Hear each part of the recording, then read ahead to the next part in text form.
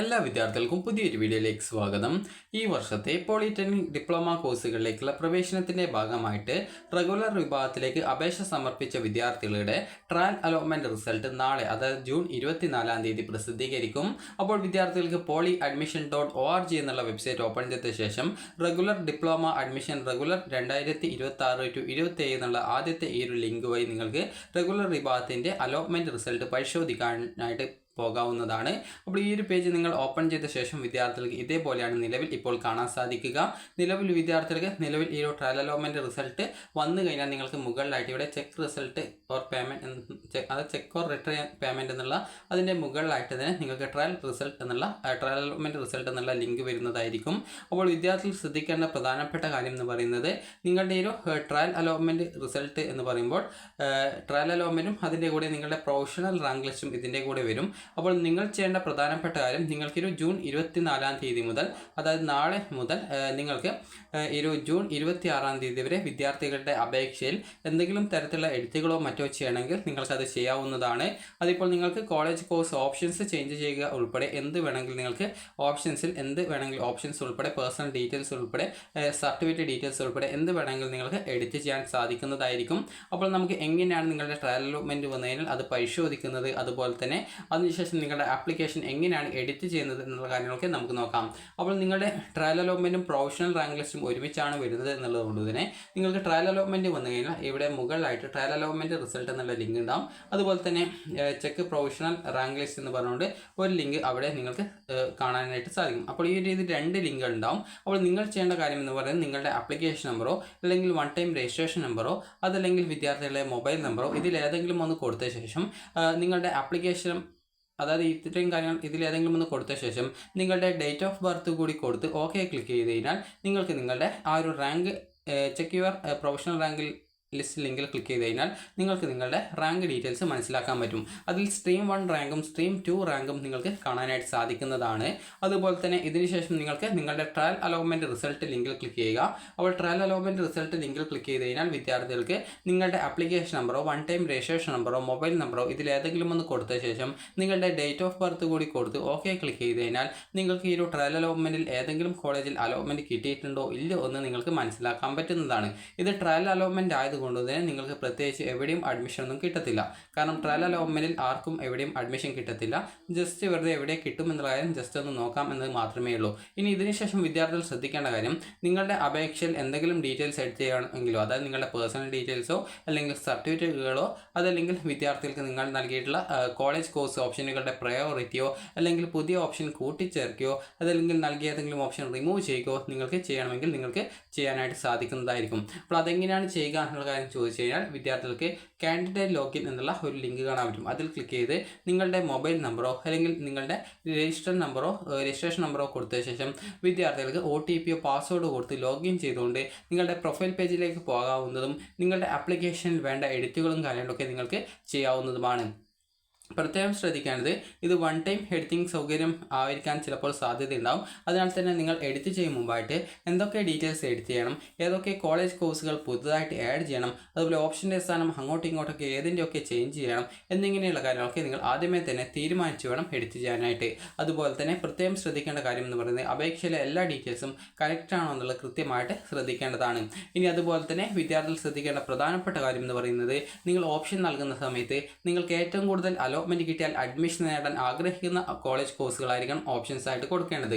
കാരണം നിങ്ങൾക്ക് നിലവിൽ ട്രയൽ അലോട്ട്മെന്റ് കിട്ടിയതുകൊണ്ട് തന്നെ ട്രയൽ അലോട്ട്മെന്റ് നിങ്ങൾക്ക് എവിടെ അലോട്ട്മെന്റ് കിട്ടിക്കഴിഞ്ഞാലും നിങ്ങളുടെ എല്ലാ ഓപ്ഷനും ഫസ്റ്റ് അലോട്ട്മെന്റിൽ പരിഗണിക്കും. എന്നാൽ അതേസമയം വിദ്യാർത്ഥികൾക്ക് ഈ ഫസ്റ്റ് അലോട്ട്മെന്റ് വരുന്ന സമയത്ത് നിങ്ങൾക്കിപ്പോൾ ഏതെങ്കിലും ഒരു ഓപ്ഷൻ കിട്ടിക്കഴിഞ്ഞാൽ പിന്നീട് അതിന് താഴെയുള്ള ഓപ്ഷൻ ഓട്ടോമാറ്റിക്കലി ഡിലീറ്റ് ആയി പോകുന്നത് കൊണ്ട് തന്നെ ഇതിന് മുകളിലുള്ള മറ്റ് ഓപ്ഷനുകൾ ഉണ്ടെങ്കിൽ മാത്രമേ അടുത്ത സെക്കൻഡ് അലോട്ട്മെന്റിലേക്ക് നിങ്ങളുടെ മറ്റ് ഓപ്ഷനുകളെ പരിഗണിക്കുകയുള്ളൂ.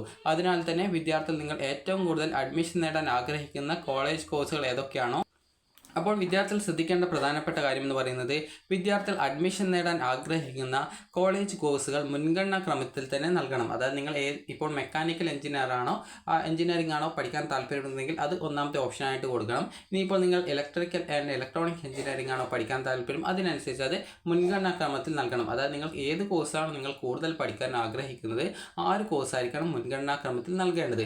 കാരണം നിങ്ങൾക്ക് ഏതെങ്കിലും ഓപ്ഷൻ അലോട്ട്മെൻറ്റ് സോഫ്റ്റ്വെയർ ചെക്ക് ചെയ്യുക, ഒന്നാമത്തെ ഓപ്ഷൻ തരാൻ പറ്റുമോ നോക്കും, രണ്ടാമത്തെ ഓപ്ഷൻ തരാൻ പറ്റുമോ നോക്കും, മൂന്നാമത്തെ ഓപ്ഷൻ തരാൻ പറ്റുമോ നോക്കും, അതുപോലെ നാലാമത്തെ ഓപ്ഷൻ തരാൻ പറ്റുമോ നോക്കും. ഈ രീതിയിൽ ഓരോ ഓപ്ഷൻസ് നിങ്ങൾക്ക് തരാൻ പറ്റുമോ എന്നുള്ളത് ഇങ്ങനെ ചെക്ക് ചെയ്തുകൊണ്ടിരിക്കും. അപ്പോൾ ഏതെങ്കിലും ഓപ്ഷൻ നിങ്ങൾക്ക് തരാമെന്ന് സോഫ്റ്റ്വെയറിന് മനസ്സിലാക്കി കഴിഞ്ഞാൽ ആ ഒരു ഓപ്ഷൻ നിങ്ങൾക്ക് അവിടെ അലോട്ട്മെൻറ്റ് തരികയും അതിന് താഴെയുള്ള മറ്റ് ഓപ്ഷൻ റിമൂവ് ആയി പോവുകയും അതിന് മുകളിലുള്ള മറ്റ് ഓപ്ഷൻസ് മാത്രമായിരിക്കും പിന്നീട് അടുത്ത അലോട്ട്മെൻറ്റിലേക്ക് പരിഗണിക്കുക.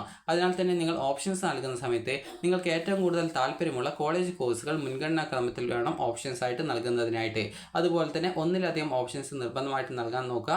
അതായത് ഒരു 2, 3, 5 ഓപ്ഷൻ കൊടുക്കുക. അതിൽ പ്രയോറിറ്റി അനുസരിച്ച് നിങ്ങൾ മുൻഗണനാ ക്രമത്തിൽ ഓപ്ഷൻസ് കൊടുക്കാനായിട്ട് ശ്രദ്ധിക്കുക. കാരണം പല വിദ്യാർത്ഥികളും ചോദിക്കുന്നതാണ് ഫസ്റ്റ് അലോട്ട്മെൻറ്റിന് ശേഷം ഓപ്ഷൻ ആഡ് ചെയ്യാൻ പറ്റുമെന്നത്. ഒരിക്കലും ഓപ്ഷൻ ആഡ് ചെയ്യാൻ പറ്റത്തില്ല.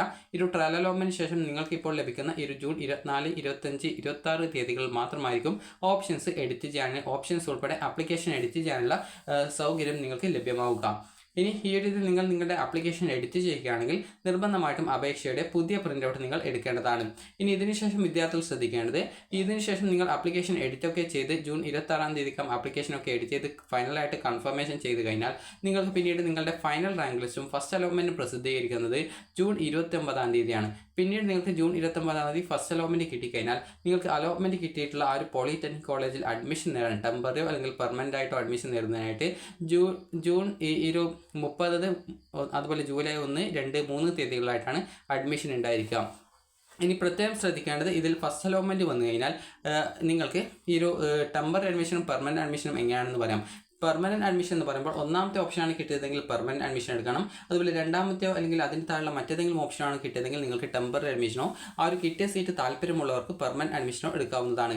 പെർമനൻറ്റ് അഡ്മിഷൻ എന്ന് പറയുമ്പോൾ നിങ്ങളുടെ എല്ലാവിധ ഡോക്യുമെൻസും അതിൻ്റെ കൂടെ അഡ്മിഷൻ ഫീസും എടുത്തുകൊണ്ട് വിദ്യാർത്ഥികൾക്ക് ആ ഒരു കോളേജിൽ പോയിട്ട് നിങ്ങൾ നേടുന്ന അഡ്മിഷനാണ് പെർമനൻറ്റ് അഡ്മിഷൻ എന്ന് പറയുന്നത്. അപ്പോൾ ആ ഒരു ടൈമിൽ നിങ്ങൾക്ക് കിട്ടിയ ഓപ്ഷൻ്റെ മുകളിലുള്ള മറ്റ് ഓപ്ഷൻസ് ഒന്നും വേണ്ട എന്നുണ്ടെങ്കിൽ നിങ്ങൾക്ക് അതിനെ റിമൂവ് ചെയ്യാവുന്നതാണ്. അതായത് ഒരു എക്സാമ്പിൾ പറയുകയാണെങ്കിൽ എനിക്കിപ്പോൾ 5ാമത്തെ ഓപ്ഷനാണ് അലോട്ട്മെൻറ്റ് കിട്ടിയത്, ഞാനിപ്പോൾ മെക്കാനിക്കൽ എഞ്ചിനീയറിംഗിനാണ് കിട്ടിയതെന്ന് വിചാരിക്കുക. അപ്പോൾ അങ്ങനെയാണെങ്കിൽ എനിക്ക് ആ ഒരു സീറ്റ് മതി എന്ന് തോന്നുന്നു. അപ്പോൾ അങ്ങനെയെങ്കിൽ ഞാൻ എന്ത് ചെയ്യുന്നു, കോളേജിൽ പോയിട്ട് എൻ്റെ ഡോക്യുമെൻസും ഫീസൊക്കെ എടുത്തുകൊണ്ട് പോയിട്ട് അഡ്മിഷൻ നേടുന്നു. അപ്പോൾ അങ്ങനെ അഡ്മിഷൻ നേടുന്ന സമയത്ത് പിന്നീട് ഇതിന് മുകളിലുള്ള മറ്റ് ഓപ്ഷൻസ് ഒന്നും എനിക്ക് വേണ്ട എന്നുള്ളതുകൊണ്ട് കോളേജിൽ നിന്ന് ആ ഒരു ഹയർ ഓപ്ഷൻസ് ഞാൻ റിമൂവ് ചെയ്യുന്നു. എന്നിട്ട് ഞാൻ അവിടെ പെർമനൻ്റ് ആയിട്ട് അഡ്മിഷൻ എടുക്കുന്നു.